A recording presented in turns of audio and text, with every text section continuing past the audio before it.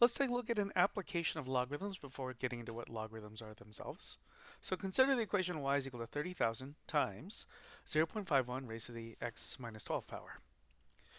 Now, why would anybody look at an equation like this? Well, this is actually the type of equation that is used for radiocarbon dating.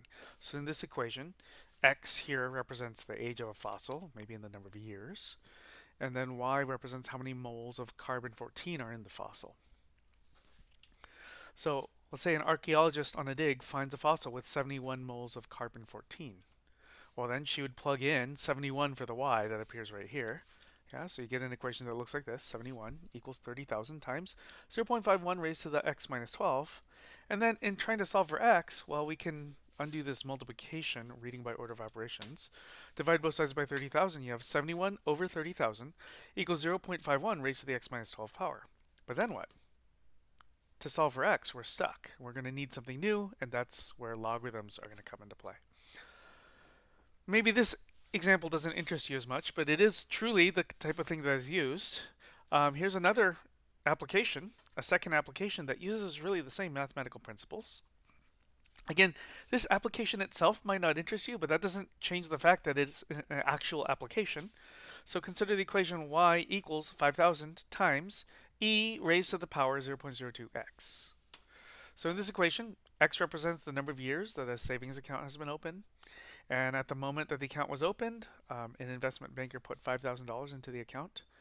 The variable y represents the balance of the account x years after the account was opened. So the investment banker, let's say, wants to know how many years the account needs to be open for the balance to be $8,000. So they plug in 8,000 for the y, right? So you end up with an equation that says 8,000 equals 5,000 times e to the 0.02x. Okay, very natural to first divide by 5,000 on both sides. But then at this point, to solve for x, which is stuck here as part of the exponent, we're kind of stuck. So to solve for x, we're going to need a new tool, and that tool is logarithms. Okay, so what is the logarithm? Well, it's actually related to an exponential function. It's not the same as an exponential function, but it's related. So consider the exponential function f of x equals 2 to the x. Now, since this function is 1 to 1, or if we speak geometrically, the graph passes the horizontal line test, there should be an inverse function, f inverse of x. And that inverse function has a name. It's called the base 2 logarithm. So in pictures, here's y equals 2 to the x. And if you flip this diagonally, you get this picture here. Okay. The graph on the left over here, again, just for people who might not be listening and just downloading the slides themselves, the graph on the left is y equals 2 to the x, and the graph on the right is the base 2 logarithm. So since here more specifically, let's also add this information. The graph on the left has a point 3 comma 8, right? If you plug in 3 for x and 8 for y, this equation here, y equals 2 to the x, is satisfied. So if this graph has the point 3 comma 8, then because of this diagonal flip in the inverse, there should be the point 8 comma 3. So the graph on the right, and here we're introducing the notation as well, y equals log base 2 of x. Please use that language. So let me say it slowly. Log base 2 of x. Be sure to say the word of. Okay, and so if the first graph here had the point 3 comma 8, then this diagonally flipped graph has the point 8 comma 3. Let's try this again, not just with 2 to the x, but how about with the exponential function 3 to the x? So consider the exponential function f of x equals 3 to the x. Then the inverse function is the base 3 logarithm, or in notation, we can write f inverse of x is equal to log base 3 of x. Again, here it is in words written out. Use this language. Say log base 3 of x. If you say log 3x, or even if you say log base 3x, and you don't say the word of, then bad things will happen. People start thinking that this is like log 3 times x, but there is no multiplication going on here at all. So it's important to make sure to say the word of. We use this word of as a standard marker all the time to talk about functions. So use the language that needs to get used here. So in pictures, if we take the graph of y equals 3 to the x and we flip diagonally, we get this picture here. So on the left, the graph y equals 3 to the x has the point 4 comma 81. You could check, yeah, plug in 4 for x, you get 81 for y. So since the graph here has the point 4 comma 81, then the graph here should have the point 81 comma 4. So the graph of log base y equals log base 3 of x has the point 81 comma 4. So this happens, as we just saw on the previous slide, for base 2, happens for base 3, it happens for every base. So there's actually many logarithm functions, and each is the inverse of a specific exponential function. So just to dig into this, a logarithm function is the inverse of an exponential function. For instance, the inverse of 2 to the x is log base 2 of x. The inverse of 3 to the x is log base 3 of x. The inverse of 4 to the x is log base 4 of x. The inverse of e to the x is log base e of x. So it just happens every time, no matter what the base is. Okay, and all of those logarithm graphs, they have a look that looks like this. So more generally, for a fixed number a, okay, so a is a fixed number. Maybe that a is 2 or 3 or 4 or e, but those are just 4 examples up there. Want to say this more generally. The inverse of the exponential function j of x equals a to the x is j inverse of x is equal to log base a of x.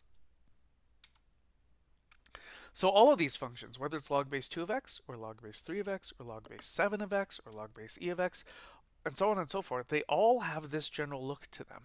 Okay, they look like this. They'll be ever so slightly different from this specific picture. But look, because a to the x and log base a of x are inverses, well, since the domain of the exponential function was all reals, the range of the log function is all reals. Yeah, all the set of y values for the log function, negative infinity to infinity. Then the range, recall, of the exponential function was 0 to infinity, excluding 0. So since that's the range of the original function, of the exponential function, the inverse function, which is the logarithm, has domain 0 to infinity. And that is highlighted blue because this is going to come up a lot, that the domain of the logarithm is 0 to infinity. Recall that the exponential function had a y-intercept of 1, so the logarithm has an x-intercept of 1. The exponential function had no x-intercept, so the logarithm function has no y-intercept. And since the exponential function had the x-axis as an asymptote, the logarithm function, like you see here, has the y-axis as the asymptote. Now, again, just highlighted back here, domain of log is 0 to infinity, right? The fact that log base a of x, that function, has as its domain 0 to infinity will come up a lot. So just as some quick examples, because I know this a should be thought of as a specific fixed number, right? So just in this one sentence up in the blue box, this is us trying to say that p of x equals log base 6 of x has domain 0 to infinity. If q of x is log base 192 of x, then the domain is 0 to infinity. That little number, by the way, is called the base. Yeah. So, for instance, we just saw on the slide a base 6 logarithm and a base 192 logarithm. Just for a little bit of notation, if you see ln of x, that is just shorthand notation for log base e of x. It's because log base e of x appears so often. That is, the base e logarithm comes up so often, we just write ln as a shortcut. Okay, so when you see ln of x, if you'd like, you can just write log base e of x instead. Please don't write ln a little subscript e of x. The whole point of just having to write in ln was that you don't have to write the little e. So we're trying to save as much time and space as possible. So instead of log and an e down here, 4 symbols, now it's just l and n, 2 symbols. So if you write ln and then this little subscript e, that's really missing the point of this shorthand notation. As another shorthand notation, if you see log of x, no base written, that is log base 10 of x. So because base 10 logarithms appear so much, when the written base is missing from the log notation, it is assumed that the base is 10. Now, here's the really key part. Because the exponential function and the logarithm function of the same base are inverses, we have that whole business with inverses where x's and y's swap. So if k comma n is a point on the exponential, right, on y equals a to the x, then swap k and n, and then you have n comma k. Then n comma k is a point on y equals log base a of x.